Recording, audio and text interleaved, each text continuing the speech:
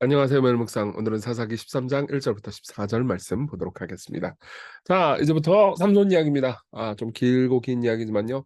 사사기 전체에서 제일 재미있는 삼손 이야기입니다. 근데 사사기 지루하죠? 근데 어쨌든 삼손 이야기입니다. 네, 이제 삼손 이야기의 재밌는 지점은 수태고지부터 시작한다는 거예요. 다른 사사들은 그냥 띡 하고 나왔잖아요. 근데 삼손은 삼손이 태어날 겁니다라는 수태고지가 시작돼요. 내용 한번 볼게요. 1절부터 보겠습니다. 이스라엘 자손이 다시 여호와의 목전에 악을 행하였으므로 여호와께서 그들을 40년 동안 블레셋 사람의 손에 넘겨주시니라. 40년 엄청 길죠. 여러분 우리 일제 이 강점기 저기 당했던 기간만큼의 기간이에요. 그러니까 이제 엄청나게 긴 시간이고 우리나라 그 생각해 보면은 그 사이에 특히 이제 후기쯤에 그 친일파들 많이 나왔습니다. 왜 그랬을까요? 답은 간단하죠. 아니 이게 독립을 할지 안 할지 모르겠는 거야. 그쵸? 그러다 보니까는 이 일제 강점기 때 굉장히 저기 친일파가 많이 나왔죠. 그런 것과 똑같습니다. 이제 되게 무뎌질 만한 상황이에요. 보통 이제 사사기의 사이클이 이렇게 강점을 오랫동안 당하면 이스라엘 백성들이 부르짖어 가지고 하나님께서 인제 부르짖는 게 이제 회개 비스무리한 걸 하잖아요. 진짜 회개는 아니고. 회개 비스무리한 걸 하면 하나님께서 또 사사를 보내시고 이런 방식인데 이제 회개했단 말도 없어요. 이제 회개 안 해. 이제 완전 다 찔릴뻔한 거예요. 이제 '우리는 그냥 블레셋이라는 나라가 됐나 보다.'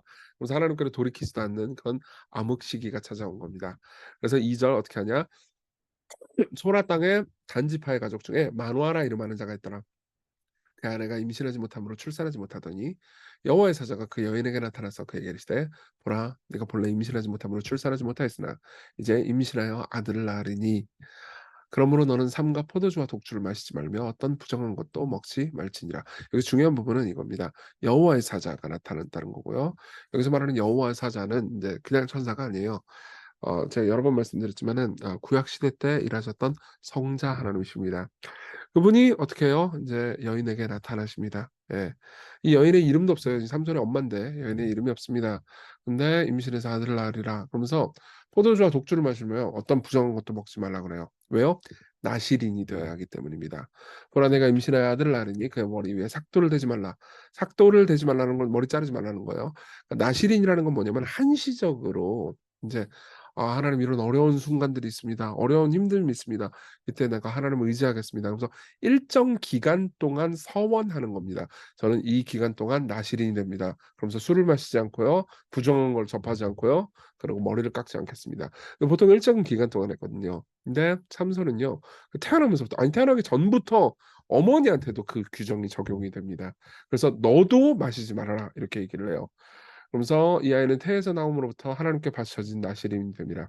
그가 블레셋 사람의 손에서 이스라엘을 구원하기 시작하리라 하시니 이에 그 여인이 가서 그의 남편에게 말을 합니다. 이 여인은 믿은 거예요.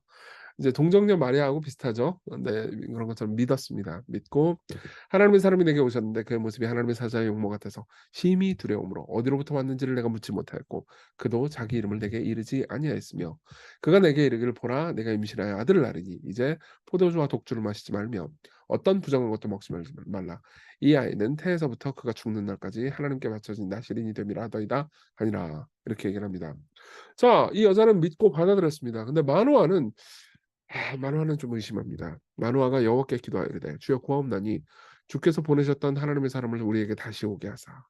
그러니까 한 번 더 해 주세요. 그러니까 하나님께서 말씀하셨는데도 불구하고 "내가 확인 안 하면은 난 못 믿겠다."라는 태도죠.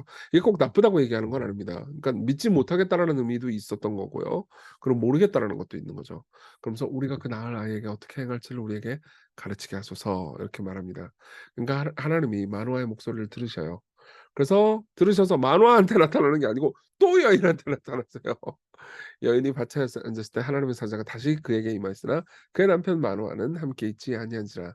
여인이 급히 달려가서 그의 남편에게 알려 이르되 보소서 전전에 내게 오셨던 그 사람이 내게 나타났나이다 하매 마누아가 일어나 아내를 따라가서 그 사람에게 이르러 그에게 묻되 당신이 이 여인에게 말씀하신 그 사람이니까 하니 이르되 내가 그로다 하니라. 여기서 내가 그로다라는 말은 나 맞아라는 말이 아니에요. 이게 그러니까 내가 여호와다 이런 의미입니다. 실제로 여호와라는 이름 그건 I am이거든요. 그러니까 이제 굳이 번역을 하자면, 그러니까 자기 자신이 신적인 존재라고 이야기를 해주는 거죠. 그러니까 이제 만화가 말합니다. 이제 당신의 말씀대로 되기를 원하나이다. 이 아이를 어떻게 기르며 우리가 그에게 어떻게 행하리까? 이렇게 얘기를 합니다. 그러면 뭔가 새로운 정보를 주는 거가 아니고요. 그냥 했던 말씀을 또 해서요. 여호와의 사자가 마노아에게 이르되 내가 여인에게 말한 것들을 그가 다 삼가서 포도나무의 소사를 먹지 말고 포도주와 독주를 마시지 말며 어떤 부정한 것도 먹지 말고 내가 그에게 명령한 것은 다 지킬 것이라 하니라. 자, 의심하는 마노아한테 하나님께서는 똑같은 답변을 그냥 또 해주십니다. 예. 자, 이게 뭘 상징하는 걸까요? 우리는 이 이야기를 통해서 뭘 배울 수 있는 걸까요? 내용 한번 볼게요. 적용을 해보겠습니다. 첫 번째, 의심과 반복입니다. 만화는 의심하고 계속 질문을 하죠. 그러면 여호와께서는 나타나셔가지고 일단 의심을 풀어줄 합리적인 이 대답을 해준다기보단 혹은 설명을 해주기보다는 이미 주어진 명령을 반복합니다. 이건 뭐예요? 믿으라는 거죠. 예. 넌 그 아이는 나실인이 될 거야. 그러니까 포도주와 독주를 먹지 말고 부정과 가까이 하지 마. 그리고 머리에 삭도를 대지 마. 한번 말씀했잖아요. 알아들었어요, 만화. 근데 또 의심해가 또 물어보잖아요. 근데 하나님께서는 똑같은 답변을 또 반복하십니다. 왜 그럴까요? 하나님이 질문자의 의도를 파악을 못해서일까요? 아니요, 오히려 파악했기 때문입니다. 파악했기 때문이에요. 내가 안심해야만 믿겠습니다. 근데 하나님께서는 이렇게 말씀하시는 거죠. 아니, 네가 안심하고 네가 이해돼서 믿는 게 아니고 네가 내 성품을 신뢰해서 믿어라. 나는 하나님이다. 이렇게 얘기하는 거죠. 이걸 마리아하고 한번 비교해 봅시다. 동성녀 마리아는 훨씬 더 어려운 상황이었어요. 예, 그래도 그 마노아하고 마노아의 아내 같은 경우에는 아이를 낳고 이렇게 키우잖아요. 그러면 영광스러운 아이가 되는 거예요. 그렇죠? 명예를 얻게 됩니다. 아이가 없어가지고 되게 힘들었을 거 아니에요. 아이가 없으면 고대 근동에서 아이가 없으면 미래가 없는 거하고 똑같아요. 오랜 기간 동안 취직을 못하거나 오랜 기간 동안 열매가 하나도 없이 돈만 까먹은 상태. 우리 미래가 없다고 생각하잖아요. 그거하고 똑같습니다. 근데 훨씬 더 어려운 상황이죠, 마리아는. 예. 훨씬 더 어려운 상황에서 사실은 어떻습니까? 자기가 아이를 낳잖아요. 그러면 막 온 동네에서 저 가늠한 여자 이렇게 생각할 만한 상황이란 말이에요. 근데 그런 미래가 없는 상태에서 만화의 아내는 아들이 생기면 되게 명예로운 거죠.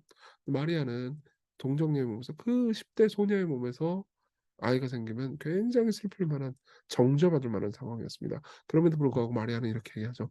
주의 여종이오니 말씀대로 내게 이루어지이다. 무슨 말입니까? 나는 하나님을 신뢰합니다. 여러분 여기서 우리가 배울 수 있는 게 이겁니다. 우리는 그분을 신뢰해야 됩니다.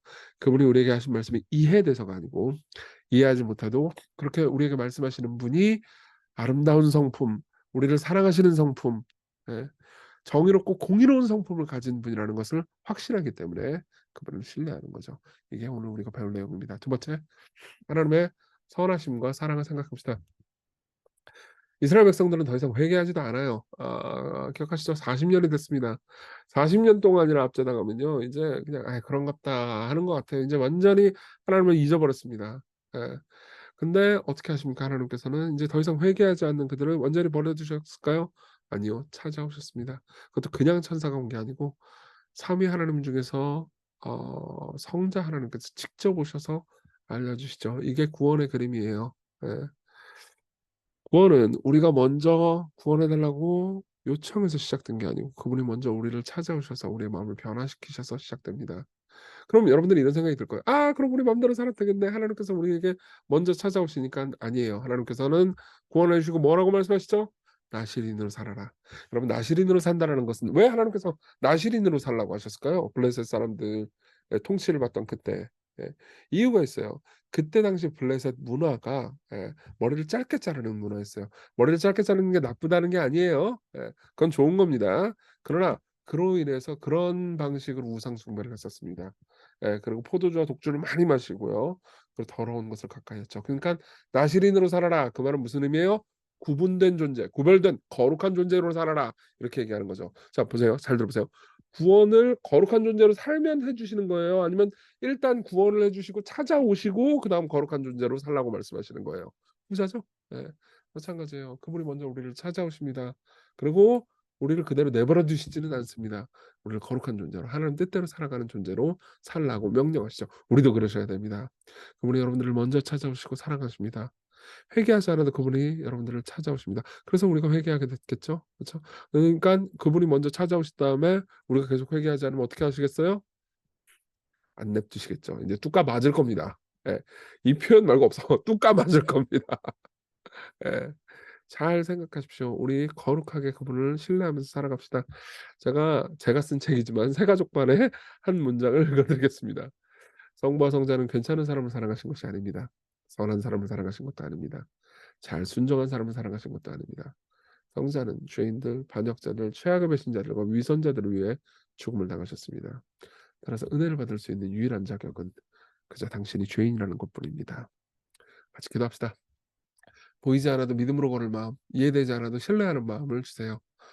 다 이해되지 않아도 마노아의 아내처럼, 마리아처럼 타협하지 않고 하나님의 뜻대로 살아가게 해달라고, 그리고 죄인을 찾아오셔서 함께 하시는 하나님의 은혜를 신뢰하면서 하나님의 성품을 기억하는 오늘 하루, 그런 기쁨의 하루가 되게 해달라고 같이 기도합시다.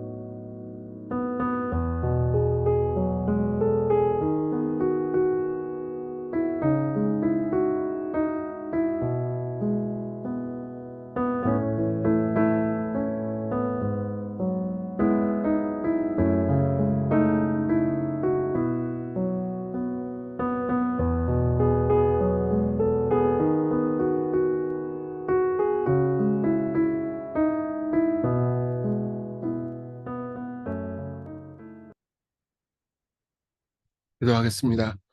은혜로우신 주님, 오늘 하루 보이지 않아도 믿음으로 걷는 마음, 이해되지 않아도 신뢰하는 마음으로 당신을 따르게 하소서. 여러 가지 일들이 있다 하더라도 하나님을 신뢰하면서 오늘을 살게 하소서. 예수님 이름으로 기도했습니다. 아멘. 네, 하나님의 은혜 안에서 오늘 기쁜 하루 되세요.